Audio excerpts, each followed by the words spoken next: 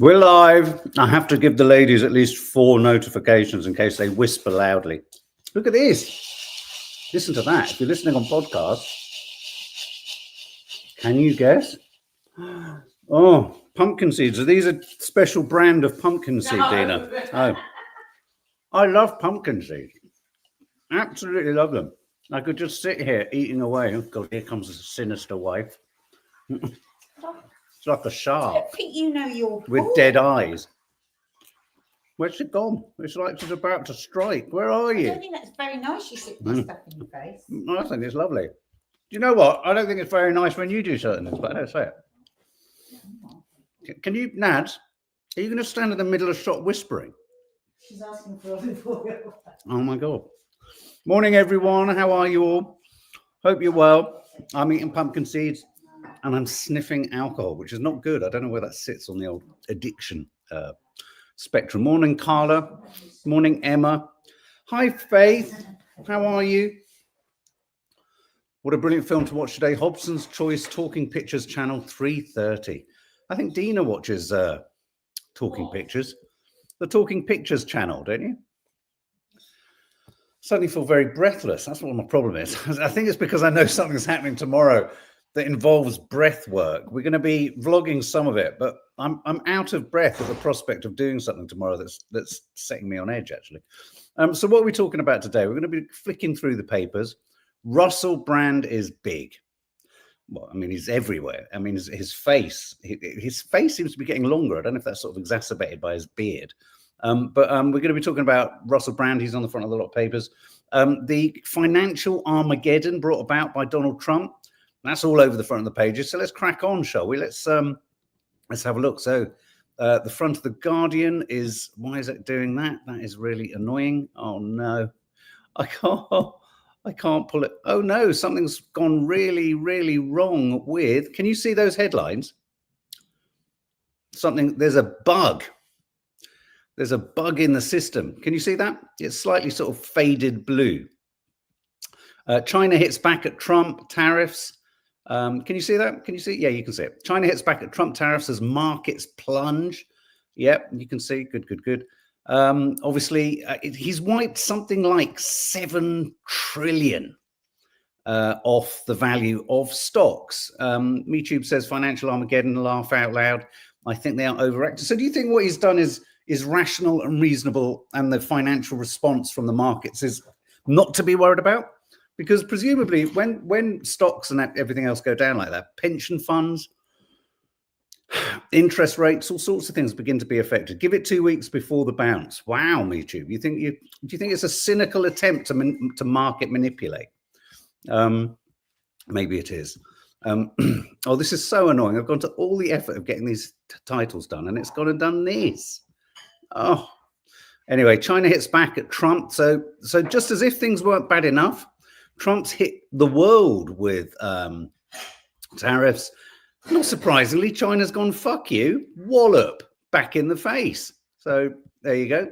That's made things even worse. China hits back at Trump with 34% levy. Canada and the EU could also retaliate. It might help America long term, but it ain't going to help anyone short term, says Creatorholic. Entirely agree. I mean, I do agree in part with what you're saying, MeTube, that you can't read too much into the markets, because the markets aren't necessarily, the markets are like a front of shop immediate response to news by incredibly moneyed people. So it's not, and institutions, it's not necessarily, it hasn't yet trickled down to the sort of street level. We don't quite know what's going to be happening at the street level. Moving through the headlines, we've got, we did have graphics showing the FTSE collapsing. Building bridges with Trump help keep levy low, say insiders. This is Starmer and his lackeys wanting to claim some kind of responsibility for the fact that we only got hit with 10%. Let's wait and see. If we tax back, will they tax harder? Doesn't necessarily mean that we're going to stay at 10%. Trump carnage. £4 trillion wiped out in market dive. I think it's closer to 7 million. Oh, 7 trillion. Oh, so they look fine. You're not getting this. Maybe it's just my end. I'm getting this blue. Nads, could you just have a look at the live and just see if there's an issue, because it's really distracting me. Let me just. The slides look okay. Oh, okay, Deborah, that's great. As long as they're looking all right your end, that's all that matters. No, it's fine. Oh, good. Okay.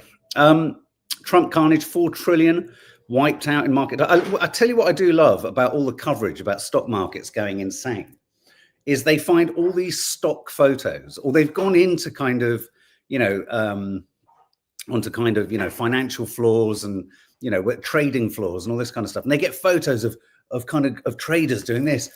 They say, sit in front of your computer with your head in your hand. And then when the markets go, they'll get photos of them going and all this kind of stuff. So you've got all these stock library photos of traders looking devastated, which, and I think you're right. I think Trump's of the opinion that this is a short-term hit. He actually went on Truth Social yesterday, and this was quite literary in a way for Trump. He used the sophisticated tool of a metaphor or an analogy. He basically likened America and his tariff changes to an operation, and the patient has come through.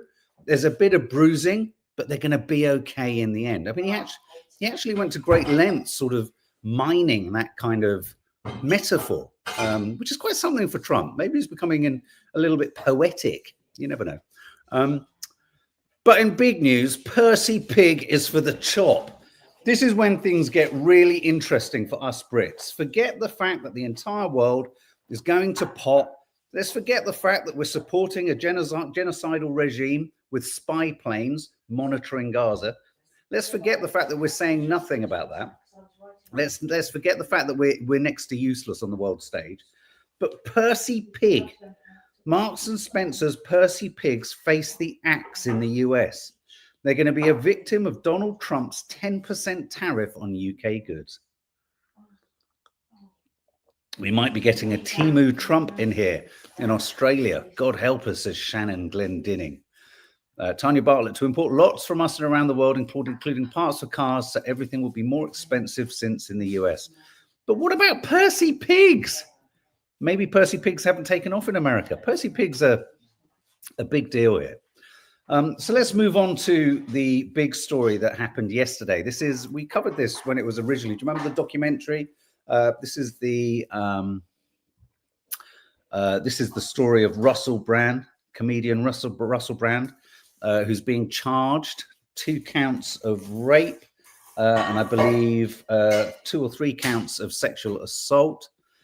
All of the papers are leading with this. I was addicted to sex and drugs, but I'm not a rapist, says Russell Brand. So let's have a listen to the big hairy man himself, shall we? Firstly, thank you for these incredible and overwhelming messages of support. We're very fortunate in a way to live in a time where there's so little trust in the British government. We're very fortunate, I suppose, that this is happening at a time where we know that the law has become a kind of weapon to be used against people, institutions, and sometimes entire nations that will not accept and tolerate levels of corruption that are unprecedented. I'm speaking particularly to those of you that are watching this in the UK. How do you feel about your legal system right now? How do you feel about some of the high-profile cases that are not being pursued and prosecuted? How do you feel that the Southport murders were handled? How do you... What?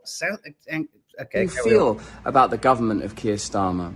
Now, that's just sort of general context. Me, I've always told you guys that when I was young and single, before I had my wife and family, we're just out of shot over there, my beautiful children, I was a fool, man. I was a fool before I lived in the light of the Lord.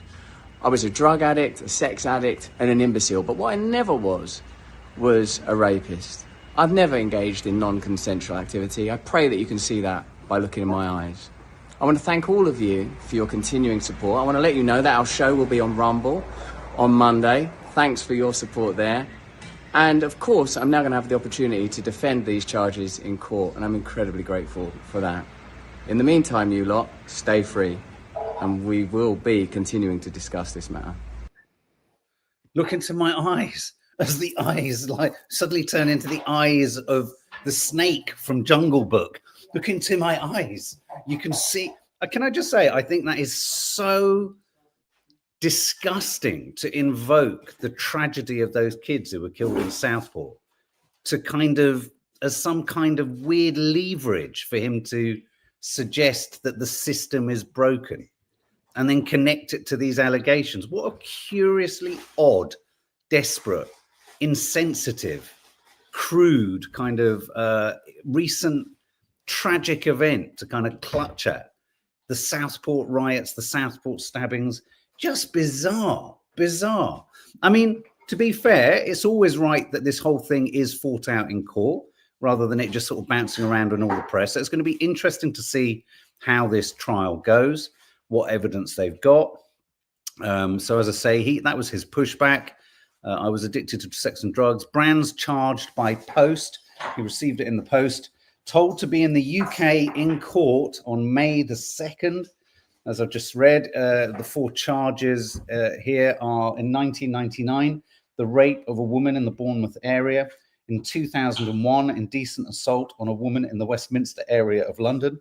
In 2004, oral rape and sexual assault on a woman in the Westminster area of London.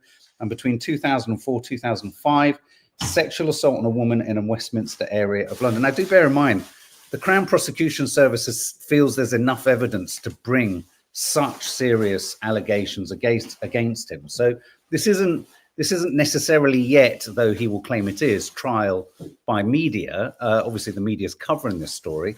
He'd very much faded away. I thought the whole story had kind of run out of steam, and perhaps behind the scenes it had kind of petered away. But no, I mean, those charges are pretty damn strong. So comic, front of the Sun, comic to fly back to UK court. 4 different women in total. Brand charged with rape there. The inside of some of the other papers, darling of the left, adored by Ed Miliband. There's an image of him at the top there. Do you remember when he did that really overly earnest interview with Ed Miliband? The thing is, the thing I've got about Russell Brand, I had a weird moment with him, really, where I kind of liked him when he kind of went into recovery. I never thought he was particularly bright. I thought he always talked in riddles. He'd always kind of, he'd mesmerize himself. I love the phrase Nadia uses. He would buy tickets to see himself. He's that kind of guy. Do you know what I mean? He's got literally got tickets on himself. And so he was almost too cool for school and too clever for his own good, and yet not clever enough.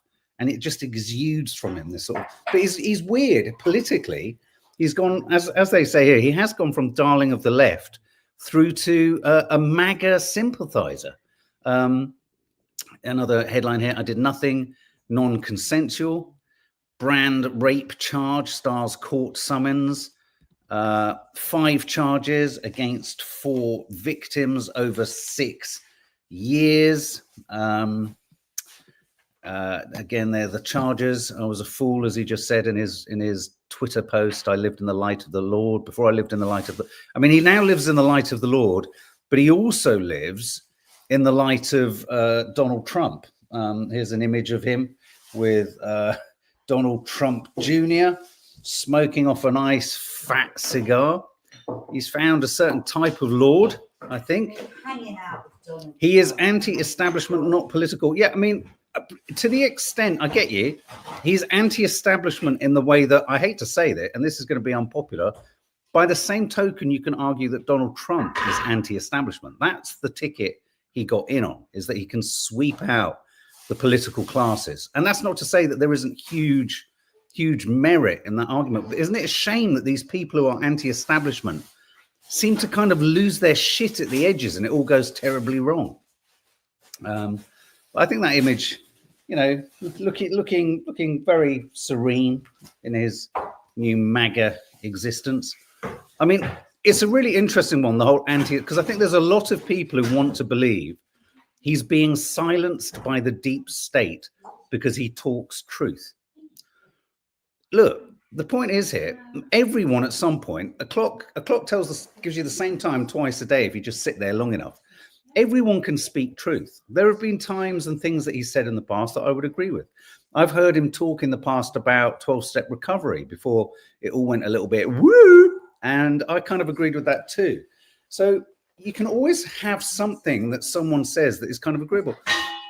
I mean, I think, for example, even Donald Trump in his questioning not banning, but questioning of vaccine, you know, the whole idea around vaccines is sensible and rational. It makes sense. But it doesn't mean that just because he said a few things in the past that kind of resonated, that the deep state is trying to take him down. And anyway, he will have his day in court. We will have a moment where, you know, either there'll be proof or there won't be proof, and we'll see how he's defended. So anyone living in Birmingham, because the Birmingham bin collection situation looks horrendous. I saw the other day, we were driving through, where were we driving through? Thornton Heath, that absolute beauty spot. And there was a big rat running across the road, and its back legs weren't working. And for a minute, we felt sorry for the rat as it struggled across the road. But in Birmingham, it's just gone nuts. Bin collection strike out and about with the rat catcher in Birmingham. Is anyone in Birmingham, is it as bad as they're saying, or is this the news gone mad? I mean, I have seen lots and lots of images of lots of bins. Look at that. I mean, but I mean, I hate to say it. I mean, you get this in every city, even when the bins are being collected. Ironically, Rentokil have an office in nearby Dudley. Don't mention Dudley. I was born in Handsworth. Oh, look, someone just going back to, let's have a little catch up with you guys on Russell. Creatorholic, he left YouTube when they demonetized his account, even though he was always going on about getting the truth out to people. Yeah, I get what you mean. Everyone's got to earn a living then.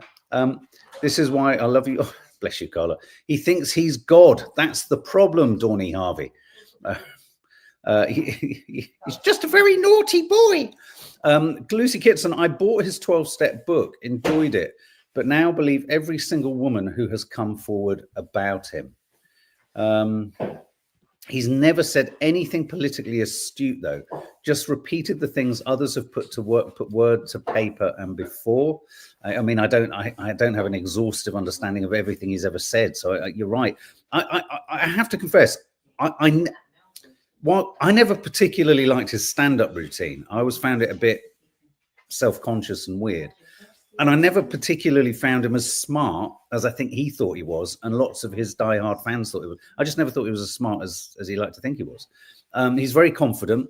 He feels he's very sexy and all that kind of stuff. My biggest disappointment is the same disappointment my kids will have, which is the voiceover artist of the bunny in Hop. I mean, that's where I feel he really came into his own as that animated character, Hop. He fools people with word salads, Creatorholic. You're absolutely right. And now he's fooling people with spiritual word salads. When you're into word salads and then you throw the work of the Lord in there, you're off on one. The world is your oyster. And talking of salads, at 11 o'clock today, it's not going to be a word salad. It's going to be salads. I think they're doing salads over there. Exciting salads. Yes. Yeah, I'm a salad dodger, so yes. Well, you're making a salad. Oh, fuck me. Okay. So yeah, in Birmingham, going back to Birmingham, out and about, this chap here, this is Martin Curry. He's in Balsall Heath. He's having to deal with piles of rubbish. It was interesting when we saw this rat, looking at the dustmen who were around this rat trying to deal with it. So thankless task. Make sure your bins are closed, even if there's a little slither of a gap. The mice and the rats can get in. So do that for the bin men, because it's a challenging job. Now, this was on the radio today. Guilty. The abortion protester who sparked a transatlantic row. This is the woman, Dr. Toski Bolt, a pro-life activist who was at the center of a transatlantic free speech row, was yesterday convicted of silently protesting outside an abortion clinic. Dr. Livia, do you know what? I have zero compassion or interest in justifying anti-abortion or pro-life activists standing outside abortion clinics. I think it should be disallowed. They are, for me, they're spiritual terrorists. That's what they are. I find this story really annoying. I'm with Matthew Wright was on LBC this morning, and some woman was saying she was there just quietly with a sign saying, and she had a sign next to her. She'd broken basically a restraining order on not going near this abortion clinic. But she was found guilty of twice breaching a protected buffer zone outside the facility in Bournemouth. She's been ordered to pay £20,000. The reason this is in all the papers is Donald Trump's government or representatives of Trump's government have got in touch to say that this is outrageous. So Trump's America is getting in touch with pro-lifers here and getting involved in the story and trying to support them and suggest that free speech is being encroached upon. God. Her prosecution triggered a rare rebuke from the White House this week, with the US State Department claiming her case raised concerns about freedom of expression. What's it got to do with them? She stood 50 yards from the entrance to the abortion clinic with a handwritten sign simply saying, "Here to talk if you want." About what? What did she want to talk about? Because this is what her defense, someone was on the radio this morning saying she was just there to talk. It's like Matthew Wright said, you don't stand outside an abortion clinic to talk about Britain's Got Talent or, you know, the price of eggs. Those kind Where of. was this from? This is in the UK. This is a woman who was found guilty, What but the hell has it got to do with America? because they are so pro-life. This is the weird thing about pro-lifers. They're so pro-life, they end up being pro-death, because that's what happens to a lot of mums who seek abortions illegally or dangerously or end up aborting their child. You've got it the wrong way round. Pro-life, you can't, it's just such drivel. Apologies to anyone who's pro-life, but that's how we feel. Activists guilty of breaching abortion clinics buffer zone. Just moving through some of the, let's have a look at what some of you guys are saying here.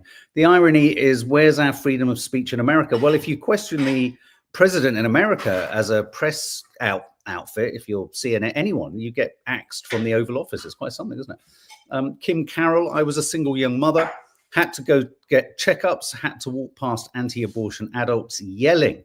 It used to frighten me so much. And that's it's intimidation. It's intimidation. It's just awful.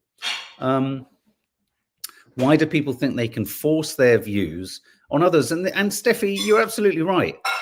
You know, the idea that people are just going to the abortion clinic to willy-nilly and blithely just engage in some kind of, you know, birth control. No, they'll have gone through absolute hell.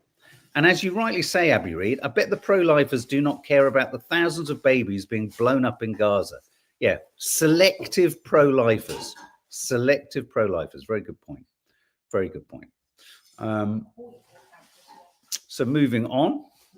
I thought this was kind of weird. Directors have rediscovered their passion for sex scenes. I do find these articles so stupid. Analysis of 18 rated films shows critics and audiences are not put off by explicit content. I find, you know what? I mean, sometimes it can be crucial to a film. I find them just really boring.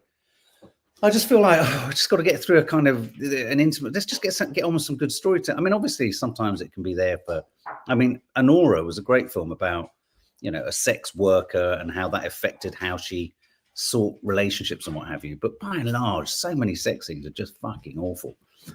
Police making 30 arrests a day for offensive messages. This is the story of thousands of people, like the family or the dad on the WhatsApp group that sent a message to the school. That police making 30 arrests a day for offensive messages. Oh, God. This is Maxie Allen and Rosalind Levine, who were detained over emails and WhatsApp posts. Officers from 37 police forces made 12,100 arrests in 2023. The problem with a story like this is perhaps this chap was wrongly caught up in the melee. But actually, online trolling can be really fucking vicious and it can lead to death. So I think to just kind of say, oh, they're just arresting people for it depends how offensive. Yeah, that's what I mean. Yeah, exactly. I mean, if you're threatening rape, death, or you're encouraging people to take their lives, get the police in sharpish. If you're having a moan about how a school's run and it's just a bit annoying and you won't shut up, don't call the police. Pretty simple, really. Moving on to silly stories. The doctor says, put your experts tip to avoid crotch rot. You'll like this one, Dina. A top doctor is urging folk to put their socks on first before pulling up their pants or face gruesome crotch rot. The infection is caused by a fungus known as ringworm, and you can spread it from your feet to the genitals. So make sure you put your socks on first. You might not look nice. You might not look sexy. You might be laughed out of the bedroom, but put your socks on first and your bollocks won't rot. That's basically the advice there. By the same spirit, I can hear you whispering. Oh, God. Catch. What are you supposed to do? Just be total No, but it's when you go. Yeah, but they're trying to get ready for a No, I'm not saying you show. shouldn't. I'm not saying you shouldn't. Catch le whiff of Macron. French president stinks. Staff reveal. Emmanuel Macron wears so much cologne that people smell him before they see him. Oh, loads of men are like that. The French president, 47, slaps on industrial amounts of his favorite bottle scent.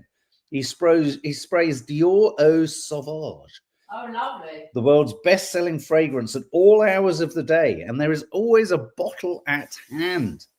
The French leader uses it to mark his territory. Oh, God, I've now got images of him walking around, I don't know, the Palace of Versailles or the Elysee Palace, just rubbing his butt against columns. Oh, to mark his territory.